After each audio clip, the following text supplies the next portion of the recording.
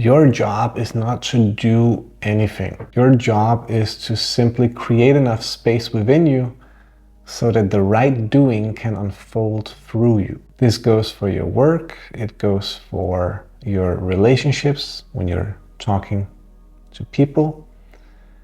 This goes for when you're trying to figure out which path to take in life, what to eat. Everything comes down to you creating enough space within you so that the answer can emerge on itself, and the action and the doing and the whole concept of life can emerge through you within this space. When it comes to actual thinking, it has very, very little use. I would say maybe 5% of our day requires actual thinking. Planning things requires thinking. And what is there really besides planning? Well, I can't think of anything right now besides planning that requires our thinking. And how much planning is there really in life? You might have to plan your day. That can't take more than 5 minutes. Maybe you plan your goals for the year. Again, 5 minutes. Maybe you have to plan some unexpected or something unexpected happened and you have to plan out a solution for it. Maybe that's another 5 minutes. So that's 15 minutes in a year. Because, you could plan the same day. You could plan to have the same day every single day of the year, right? So, and then how many times does something unexpected really happen where you have to actually sit down and plan out a step-by-step solution to that problem? That's very rare, because most of those things that we usually plan for don't require planning at all. Whenever you have something that emerges in relationships, there is no amount of planning that is going to solve that issue, right? It requires the opposite. It requires you to step out of the planning, thinking mind and actually just be present in that relationship. That is the way you solve it. So just like you solve your own issues, your own problems, your own questions by simply creating enough space for the doing to emerge, the same with relationships. You create enough space in the relationship for the other party to do the right thing, to maybe act the right way. All of that requires spaciousness, not planning, not adding content to the conversation. The same goes for, some adversity that happens in life. Well, again, you can plan as part of the solution, but the majority of the solution comes from you just adding enough spaciousness to that situation for the right actions to emerge. And sometimes those actions are going to be, in fact, very strategic and mindful planning. And other times it's going to be no planning at all and simply just being present and solving the problem from the present moment by letting the right actions come through you rather than you trying to figure things out. So the offer of the Untethered Soul, what they did was they gave themselves a challenge to not use their mind for an entire year, and their life only improved that way. Quite dramatically so, right? They wrote a best-selling book and they conquered their own mind, we could say. Not that the mind needs conquering, like in those Stoic texts, there's a lot of like conquer and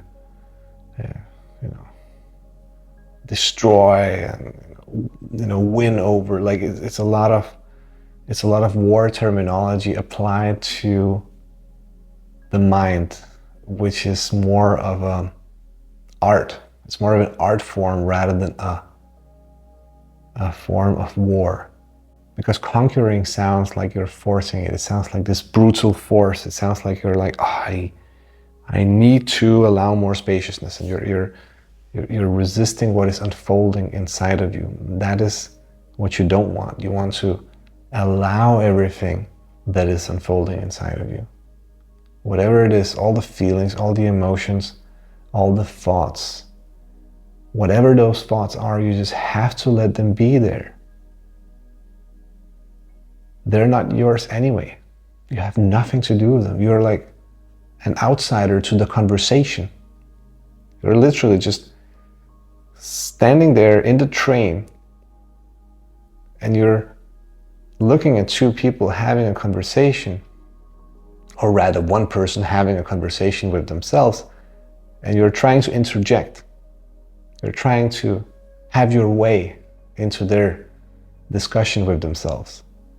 That is you when you're trying to conquer your own mind by resisting what is going on inside of you, by saying like, oh, I don't like that thought, or okay, so this thought I'm going to go with, and this thought I don't like, and oh, can we just adjust this thought a little bit? Trying to manage all those things is going to lead to more and more unconsciousness. It's going to lead to more and more of the things you don't want, right? The mind can give you good ideas, it can give you bad ideas. And if you discriminate between good and bad ideas generated from the mind, you will run into the same troubles. It doesn't matter if they're good or bad. Because the moment you say, okay, I like that or I don't like that, you're creating identification, you're creating importance around the content of the mind. You become part of it. The solution is to create space, is to simply just be there. Space is just this, it's nothing, right? Space is it's not even dark matter of the universe. It's literally nothing. You add nothingness to the situation and then you let that be there.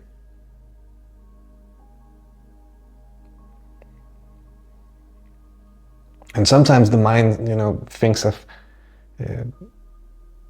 things that we don't like to even imagine, right? And then we have to just sit there and be like, okay, whatever comes out of the mind, I'm okay with, because I'm not the mind. So that's an important distinction to make. You're not the mind. If you believe that you are the mind, you're going to have a problem, right? Meditation is going to be quite difficult for you if you personally believe that you are the mind, that your mental point of origin is deriving from the mind itself. If you believe that to be true,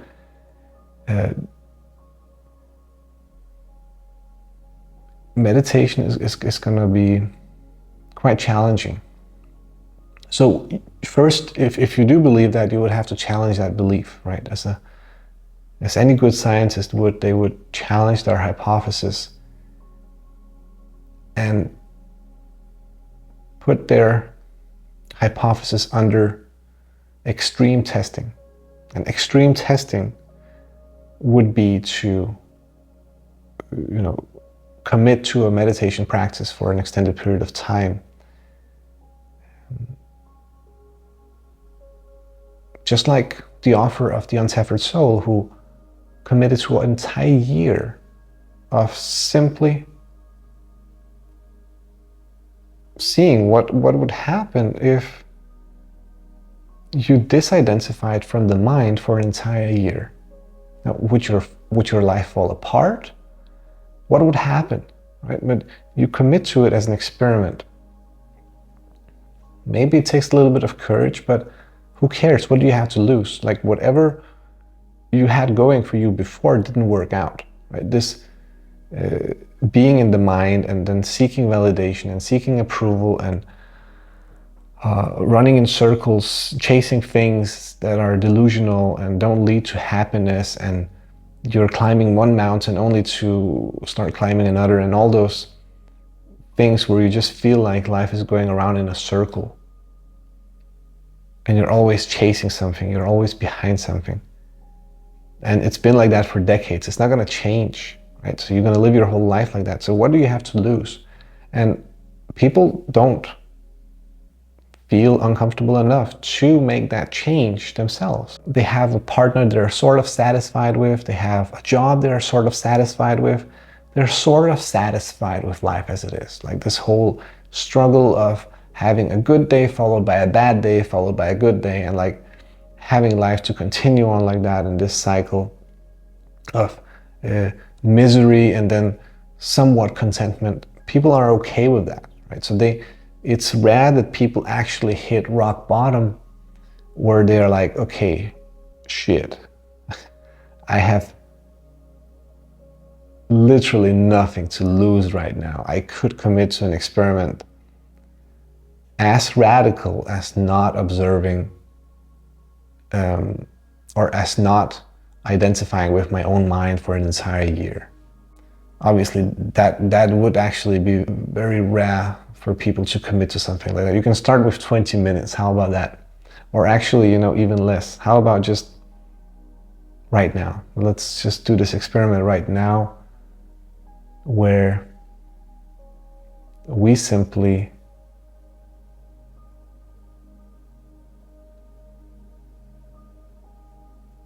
create space within us.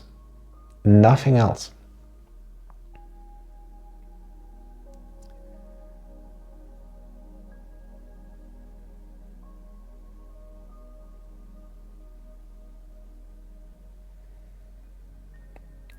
And the first thing that the mind usually says when we do this is, now what? Boring. It's like, hey, what's the point of that? What's the point of just adding space? Well,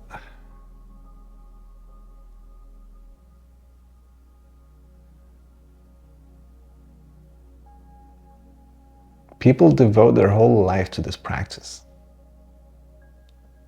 And usually these people are some of the happiest people we will ever meet.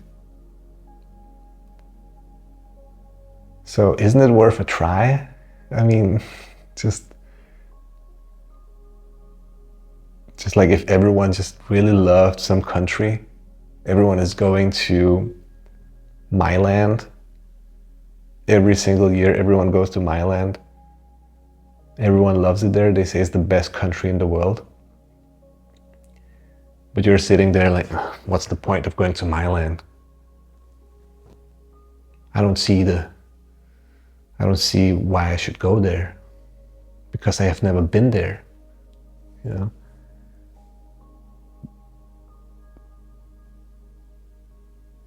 Like, or people having everything in life, everything you could ever dream of, access to all the pleasures, all the experiences.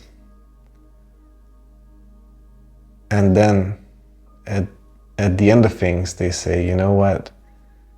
Inner peace, meditation is what I've been looking for all along. not all those other things. That should also tell us something, right? So either you commit to this practice while things are sort of okay, or you take the chance and wait for life to become a nightmare, a living hell. And then only maybe, it's not even guaranteed, because some people, when life becomes extremely challenging, they become more unconscious, right? They start to resist life even more. And so that is not even a guarantee. Like, waiting to hit rock bottom is not a guarantee that you will eventually turn around and find this practice. So it's always now or never. You have to look at this as a now or never thing. And in a way it really is, because to add space is something we can only really do in the present moment. Meaning that you can't plan to do it. If you're planning to do it, you're in the grips of the mind. The mind is the captain of your ship if you're planning to meditate in 10 minutes. Meditate right now. Meditate while you're in the shower, before your morning meditation. And then meditate before you go into the shower, before your morning meditation. And then meditate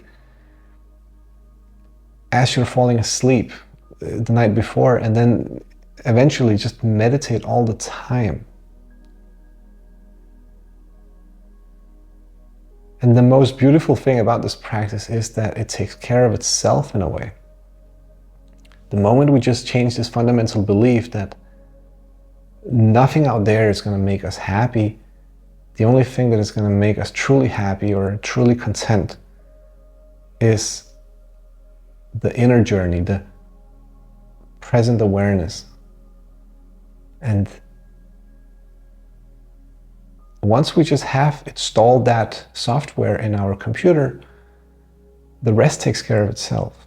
Right? Because we just start adding more and more anti-content into our lives, creating more and more spaciousness for the right doing, the right actions, the right belief systems, the right everything, right? To emerge inside of us or through us, like however we want to see it. And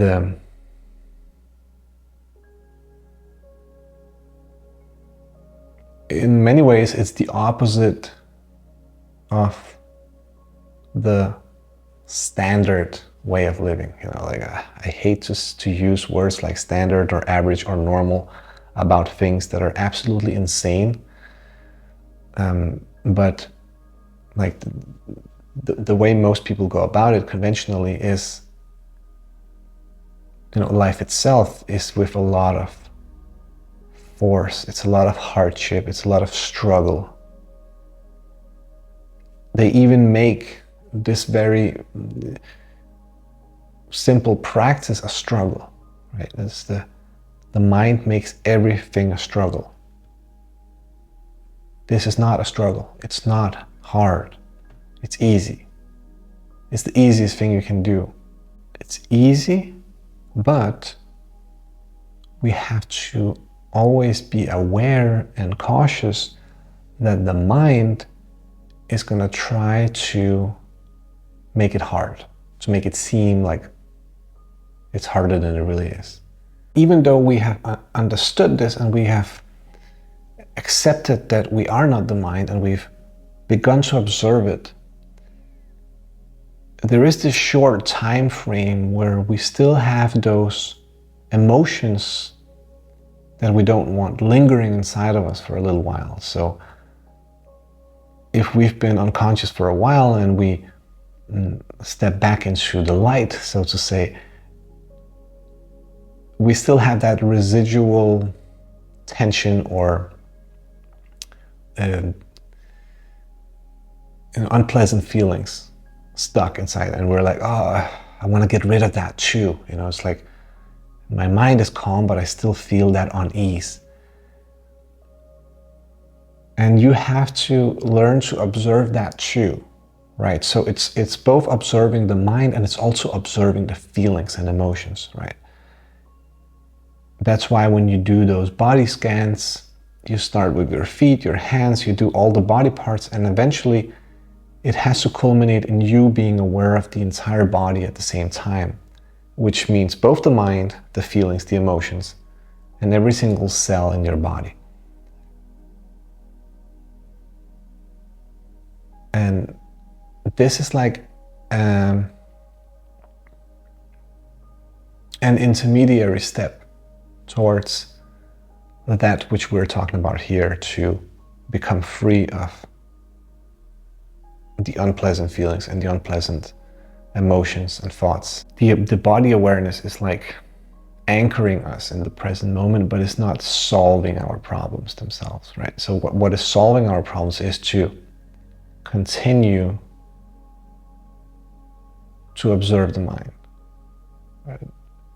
Not for a minute, not for 2 minutes, but a little bit longer, right? A little bit longer. So maybe 15 minutes, like some say that 15 minutes is like this golden window where you can, when the body has time to adjust to this new paradigm, meaning that the nervous system has to calm down, the cortisol levels have to fall down, the thinking has to slow down, just like your heartbeat. Your heartbeat does not slow down like that the moment you decide to relax. It takes some time. There is this period of transition that you have to allow space for, and that's why meditation is said to take 15 minutes, 20 minutes, and that even 5 minutes can be enough. And it sounds a bit contradictory when we describe this paradigm as being timeless, as being absent of content, of time, of planning, of thinking. Well, then why do we then need time to step into it, right? So, and it's more so to do with the fact that it takes time to step out of what we were in before, like the miserable state of being a human being. That takes time to step out of. Once again, remember, everything is okay. This process takes care of itself.